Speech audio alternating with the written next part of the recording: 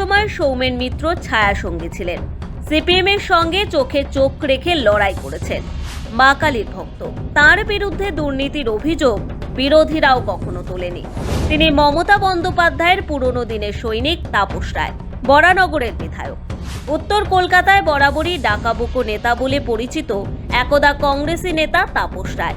তাপস রায় আইনজীবীও, কোনো কালেই সেরকম প্র্যাকটিস করেন না। তবে অনেকেই হয়তো খোঁজ রাখেন না মদন মিত্রর আইনি উপদেষ্টা হলেন তাপস রায়।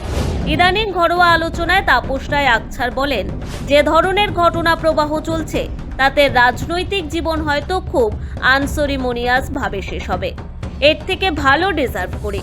শুক্রবার ডাকাবুকো তাপস রায়ের বাড়িতেই সারাদিন ইডি তল্লাশি চালায়। শুক্রবার সন্ধে যখন ইডি অফিসাররা বেরিয়ে যান, তখন গেট পর্যন্ত বেরিয়ে আসেন বরানগরের বিধায়ক। তারপর নিজের অফিস ঘরে গিয়ে বসেন। সাংবাদিকরা যখন বুম বাড়িয়ে প্রতিক্রিয়া জানতে চান, গলাটা ঈষৎ কাঁপা কাঁপা।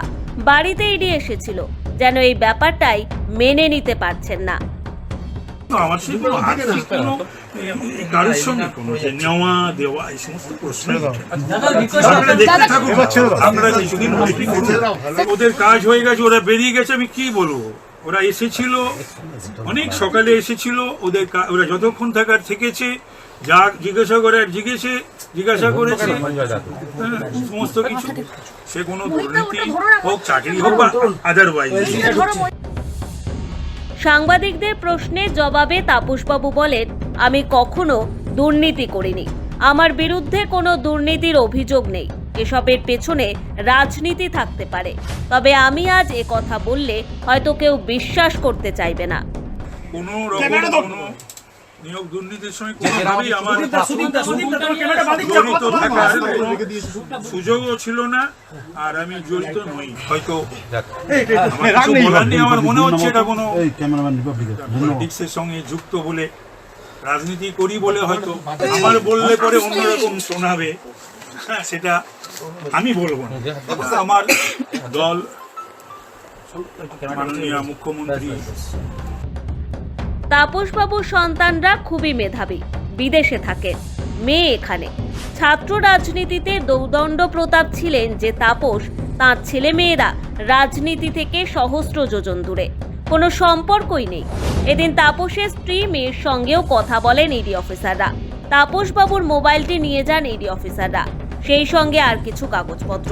তাপস রায় বলেন, আমি বিধায়ক, বাড়িতে আমার নির্বাচন কেন্দ্রের কত মানুষ আসেন, নানা দরকারে আসেন, চিঠি দিয়ে যান, সেই সব কাগজ তো নিতেই হয়, নইলে আপনারাই বলবেন বিধায়ক মানুষের কথা শোনেন না। সেটাই বলেছি ইডির অফিসারদের। আমাদের কাছে সকলে আসে না, এসে বলে না যে আমাকে একটু দেখে দেবেন, পায়ে হাতে ধরে কান্নাকাটি করে, বাবা মা স্ত্রী ছেলেপুলের জন্য যে ওই বায়োডাটা বা কল লেটার এসব নিয়ে আসেন আমাদের কাছে, একটু দেখে দেবেন, করে দেবেন।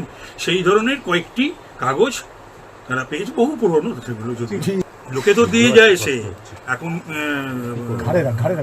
পাবলিক লাইফে রয়েছি, জনপ্রতিনিধি, তো সুতরাং আমাকে যদি কোনো কেউ রিকোয়েস্ট করে কাগজটাও না ধরি, তাহলে পরে তো সেটা নিয়েও তো আপনারা বলবেন।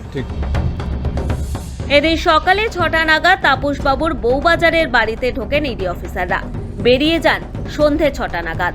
এত সময় লাগলো কেন জানতে চাইলে তাপসবাবু এজেন্সির অফিসারদের কোনো অমর্যাদা না করে বলেন, অনেক ফর্মালিটি থাকে, সময় তো লাগেই, তাই দেরি হয়েছে হয়তো। ইডি বেরিয়ে যাওয়ার ঘণ্টাখানেক পর সাংবাদিকরাও তাপসবাবুর বাড়ি থেকে বেরিয়ে যান। তাপস রায় ঘরে ঢুকে যান। কথায় আছে, চোখ কথা বলে। এদিন তাপসবাবুর চোখ কথা বলেছিল জীবনে কোনো আপোষ করেননি তিনি, রাজনৈতিক জীবনে দাগ নেই কোনো। সৌভিক সান্যালের রিপোর্ট, সময় কলকাতা।